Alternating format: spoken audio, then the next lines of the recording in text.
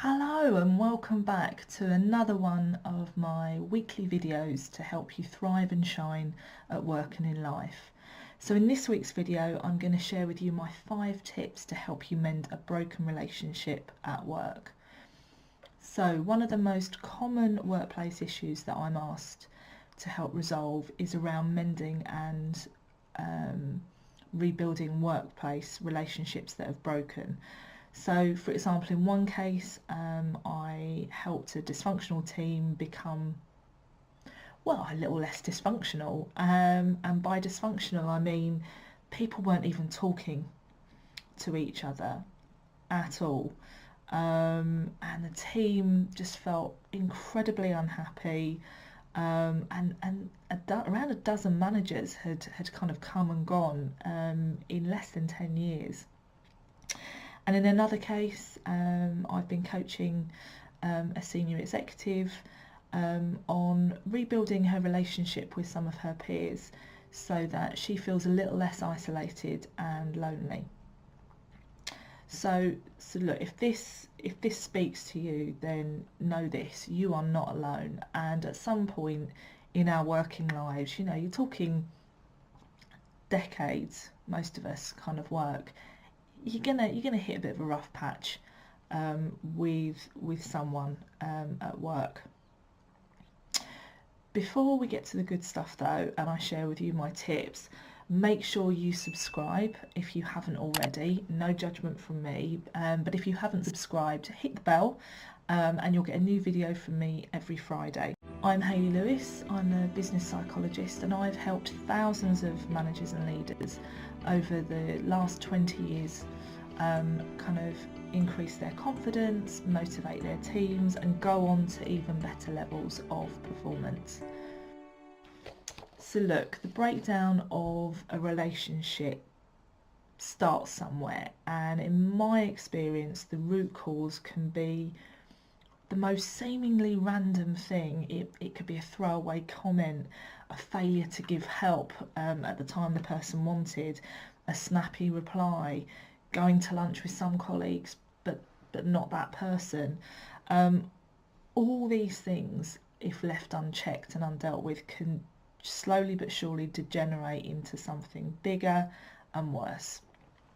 So here are my 5 tips to help you get things back on track. Number 1, put yourself in the other person's shoes. So this can be really tough to do, but if you give it a proper go, then it can offer you some really helpful insights. So for example, one coaching client I worked with felt lonely and unsupported by her peers, and there was one in particular that she felt was the worst at this. And when I asked my client to describe this particular person, she used quite negative and disrespectful language, and then through some role playing, where my client played the part of her peer and I played the part of my client, she gained some insight that her colleague was probably feeling as vulnerable as my client was. And in addition, my client was really irritated that her colleague wasn't opening up to her. And through the role play, my client had the realisation, the ping moment, if you like, that her colleague was never going to open up to her if she was giving off a vibe that was saying, I don't like you and I don't respect you. And so my client wanted support and respect from her colleague, but wasn't necessarily offering that in kind.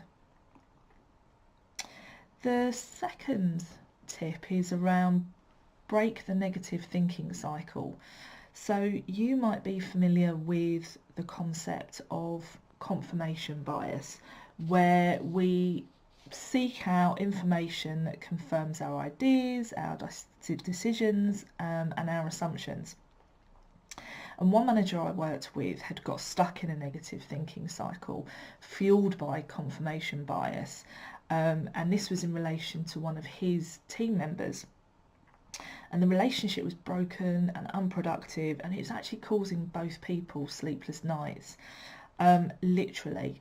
And by asking the manager questions about the history of the relationship, and by asking them to describe their team member, we identified that everything he was saying about them was everything that he thought was wrong. So the language was all very much geared towards the negative, and in turn this was just fueling the manager's anxiety. And so this meant that everything they spotted every day in relation to this particular person was all the negative stuff. And that only served to kind of validate how the manager was feeling, which in turn made them more anxious and ultimately more wound up before they'd have a one-to-one with that person. And yes, you've guessed it, those one-to-ones would go horribly. And more often than not, they would become confrontational, and which then served to confirm the manager's thoughts about the person, and so it carried on. And so to break this cycle, I suggested the manager deliberately and consciously look for positive things. Didn't matter how small it was. And so this particular manager was motivated by competition. So I set him the challenge of finding a minimum of 20 positive acts over a 4-week period. So we were going to see each other in 4 weeks' time.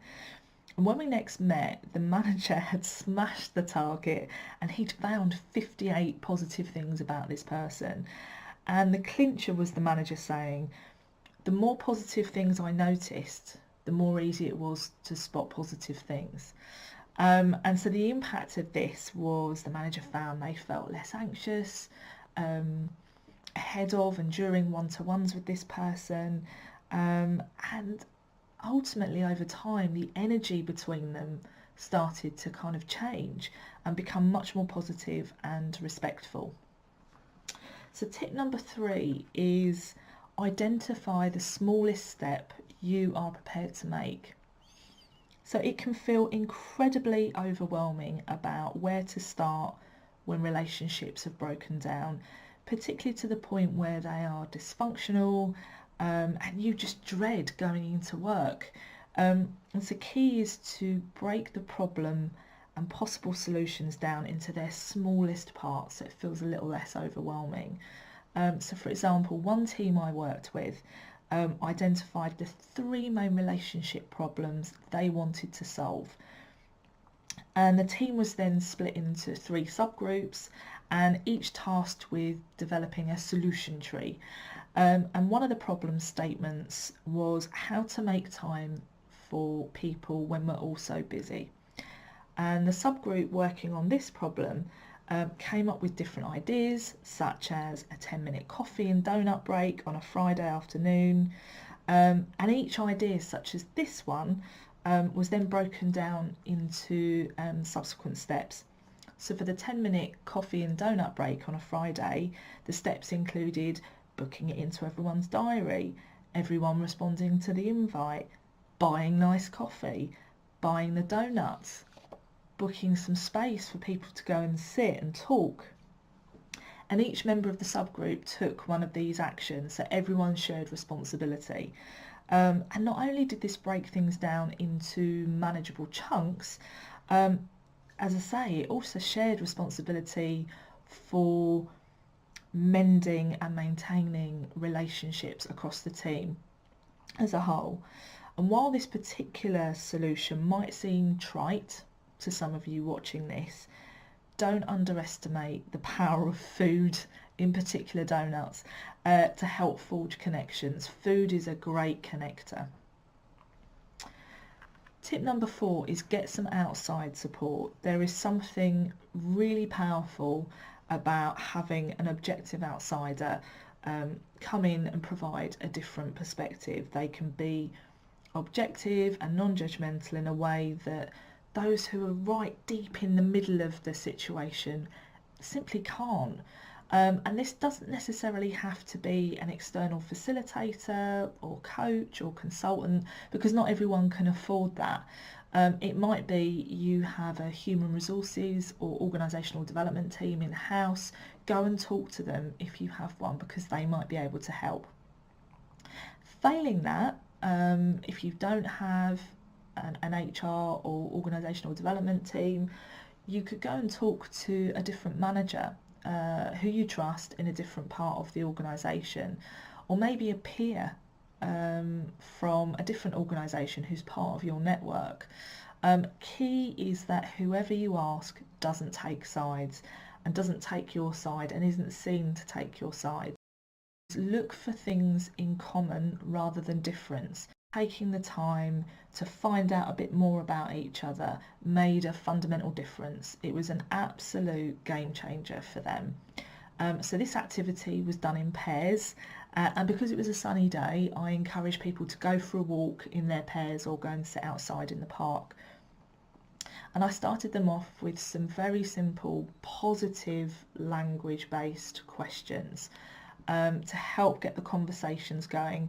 But I advised that they could add more questions if they wished, if it naturally came up as part of the conversation.